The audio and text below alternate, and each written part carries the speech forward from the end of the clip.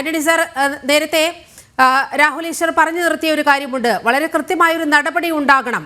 നേരത്തെ ഈ ലഹരി മരുന്നുമായി ബന്ധപ്പെട്ട് ചില പ്രശ്നങ്ങൾ ഉണ്ടായപ്പോൾ സിനിമാ സെറ്റുകളിൽ അടക്കം പരിശോധന നടത്തണം എന്നുള്ള ഒരു തീരുമാനം സംസ്ഥാന സർക്കാർ കൈക്കൊണ്ടിരുന്നു.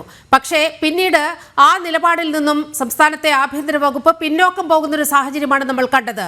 അതിന് കാരണമായി പറഞ്ഞത്, നമ്മൾ ഈ സിനിമാ സെറ്റുകളിൽ കയറി ഇറങ്ങി ഇത്തരത്തിലൊരു പരിശോധന നടത്തിയാൽ ഇവിടെ നിന്നും ആളുകൾ, സിനിമാ നിർമ്മാതാക്കളെല്ലാം ലൊക്കേഷൻ മാറിപ്പോകും, അത് കേരളത്തെ സംബന്ധിച്ച് വലിയൊരു റവന്യൂ നഷ്ടമാണ് ഉണ്ടാക്കുക എന്നുള്ള ഒരു നിലപാടാണ് ആഭ്യന്തര വകുപ്പ് കൈക്കൊണ്ടത്.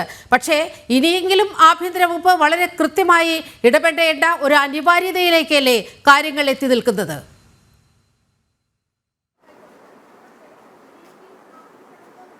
തീർച്ചയായിട്ടും ഇപ്പം സിനിമ സെറ്റുകളിൽ പോലീസ് റെയ്ഡുകളോ അല്ലെങ്കിൽ പരിശോധനകളോ കർക്കശമാക്കി കഴിയുമ്പോൾ അതൊരു അരക്ഷിതാവസ്ഥയോടെ ഉണ്ടാക്കും ആ മേഖലയിൽ.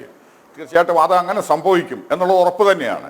അപ്പോൾ സിനിമ എന്ന് പറയുന്ന ഒരു സർഗശേഷി പ്രകടിപ്പിക്കുന്ന ഒരു മേഖലയാണ്. ആളുകൾ ക്രിയേറ്റിവിറ്റിയാണ് അവിടെ ഉള്ളത്.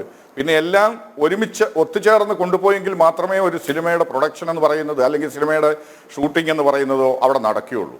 അപ്പോൾ അവിടെ ഒരു പോലീസിൻ്റെ അല്ലെങ്കിൽ എക്സൈസിൻ്റെ ഒരു പ്രവർത്തനം അത് കുറച്ച് ബുദ്ധിമുട്ടുകൾ ഉളവാക്കും. അത് നിർമ്മാതാവിലുണ്ടാക്കും, നടന്മാരിലുണ്ടാക്കും, സംവിധായകനിലുണ്ടാക്കും. അവിടെയുള്ള ഏറ്റവും കുറഞ്ഞ ജോലി പോലും ചെയ്യുന്ന ആളിൽ ഉളവാക്കും. അത് ഈ പറഞ്ഞതിൽ കുറച്ച് വാസ്തവമുണ്ട്. അപ്പം നമ്മൾ അത് വേണ്ട എന്നല്ല, അല്ലെങ്കിൽ അങ്ങനെ കുത്തഴിച്ച് വിടാം എന്നുള്ള രീതിയിലേക്കല്ല അതിനെപ്പറ്റി കാണേണ്ടത്. അതിലൊരു കൃത്യമായ നിയന്ത്രണം ആവശ്യമുണ്ട്. മയക്കുമരുന്ന് ആ സിനിമാ സെറ്റുകളിൽ വരാൻ പാടില്ല എന്നുള്ളതാണ് നമ്മൾ ഉദ്ദേശിക്കുന്നത്. അല്ലാതെ സിനിമയെ ഇല്ലാതാക്കുക എന്നുള്ള ഉദ്ദേശത്തോടെ അല്ല ഇതിവിടെ നമ്മൾ ചെയ്യുന്നത്. കാരണം സിനിമ വേണം, സിനിമ നല്ല സന്ദേശം കൊടുക്കുന്ന സിനിമകൾ വേണം. അത് പരിധി വിട്ടു പോകുന്ന ഒരു അവസ്ഥ വരുമ്പോഴാണ് ഇതിപ്പം ഏറ്റവും, അതായത് കുറുന്തോട്ടിക്ക് തന്നെ വാദം എന്നുള്ള രീതിയിലേക്ക് വന്നു. സംവിധായകർ തന്നെ ഇതിനടിമയാകുന്നു, അല്ലെങ്കിൽ അവർ പിടിക്കപ്പെടുന്നു കയ്യോടെ. പിടിക്കപ്പെട്ടില്ലായിരുന്നുവെങ്കിൽ എന്തെങ്കിലും പറഞ്ഞു നിൽക്കാമായിരുന്നു. ഇത് കയ്യോടെ 1.6 ഗ്രാം ആണെങ്കിലും അത് പിടിച്ചു എന്നുള്ളതാണ് അതിനകത്തെ വലിയൊരു കാര്യം. അവരിൽ നിന്നൊന്നും നമ്മൾ ഇതല്ല സമൂഹം പ്രതീക്ഷിക്കുന്നത്. അവരൊക്കെ ഒരുപാട് നല്ല സിനിമകൾ എടുത്തിട്ടുള്ളവരാണ്, സമൂഹത്തിനും ഒരു പ്രതീക്ഷയുള്ള സംവിധായകരാണ് ഈ പറഞ്ഞ രണ്ടുപേരും. അപ്പം നമ്മൾ അതിന് ഗൗരവതരമായ ഒരു നടപടിയാണ് ഇതിലേക്ക് ആവശ്യം. പോലീസിനെ എത്തിപ്പെടാൻ അല്ലെങ്കിൽ പോലീസിന് എപ്പോഴും കയറി ഇറങ്ങി ചെയ്യാൻ പറ്റുന്ന ഒരു സ്ഥലമല്ല. കാരണം മയക്കുമരുന്നിനെ സംബന്ധിച്ചിടത്തോളം അതിന് ലൈസൻസ് ഇല്ല.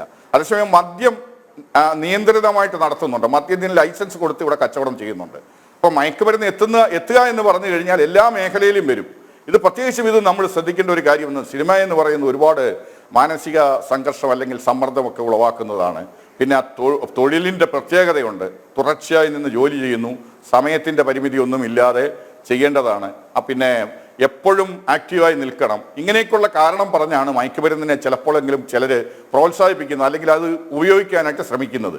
അത് മറ്റുള്ളവരും തിരഞ്ഞെടുക്കുന്നു. ഒരു സിനിമാ മേഖലയിൽ നമ്മളിപ്പോൾ പറഞ്ഞു, ഫെഫ്ക പോലുള്ള സംഘടനകൾ ഇവരെ വെറുതെ വിടുന്നു എന്ന്. ഇത്രമാത്രം മനസാക്ഷിയുള്ള വിശാലതയുള്ള ഒരു സംഘടന നമുക്കിവിടെ ഉണ്ടെന്നുള്ളതിൽ അഭിമാനിക്കുകയാണ് വേണ്ടത്. കാരണം എന്ത് ചെയ്താലും അവർ മാപ്പ് കൊടുക്കുന്നു, ക്ഷമിക്കുന്നു എന്നുള്ളതൊക്കെ.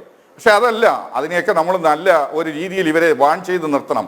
1-2 പേര് പ്രത്യക്ഷത്തിലേക്ക് ഇതുമായി വന്നു കഴിഞ്ഞാൽ അവർക്ക് മാതൃകാപരമായ ശിക്ഷ. ഇപ്പം സസ്പെൻഷൻ എന്ന് പറഞ്ഞാൽ ഇപ്പം പറഞ്ഞു, നമ്മുടെ സംഘടനയോട് ബന്ധപ്പെട്ട ആൾ പറഞ്ഞു അത് സസ്പെൻഡ് ചെയ്യാനായിട്ട് നിർദ്ദേശമുണ്ട് അല്ലെങ്കിൽ പറയാൻ തീരുമാനിച്ചിരിക്കുന്നു എന്നുള്ളത് വളരെ നല്ലൊരു കാര്യമാണ്. ആ രീതിയിൽ നടപടികൾ എടുത്ത് ഇതിൽ കുഴപ്പക്കാരെ മാറ്റി നിർത്തിക്കൊണ്ട് മറ്റുള്ളവരുമായി മുന്നോട്ട് പോവുക എന്നുള്ളൊരു സന്ദേശമാണ് അതിനകത്ത് കൊടുക്കാൻ പറ്റുന്നത്.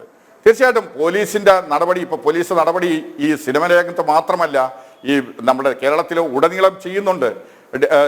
ഡിഹണ്ട് എന്ന് പറയുന്ന ആ പ്രോഗ്രാം ഇപ്പോൾ 2 മാസത്തോളമായി. അതിനുശേഷം ആയിരക്കണക്കിന് കിലോ മയക്കുമരുന്നുകളാണ് കഞ്ചാവ് ഉൾപ്പെടെ പിടിച്ചിരിക്കുന്നത്.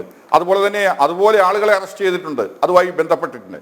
നടപടികൾ പോലീസ് ചെയ്യുന്നില്ല എന്ന് നമുക്ക് പറയാൻ പറ്റില്ല. പോലീസ് ശക്തമായ രീതിയിൽ പോലീസിന്റെ സർവശേഷി ഉപയോഗിച്ച് ഇത് ചെയ്തുകൊണ്ടിരിക്കുകയാണ്. പക്ഷേ പോലീസിന്റെ സർവശേഷിയും ഉപയോഗിക്കുന്നുണ്ട് മറ്റു മേഖലകളിൽ. ഈവൻ ക്യാമ്പസുകളിൽ പോലും വലിയ ഇടപെടൽ നടത്തുന്നുണ്ട്.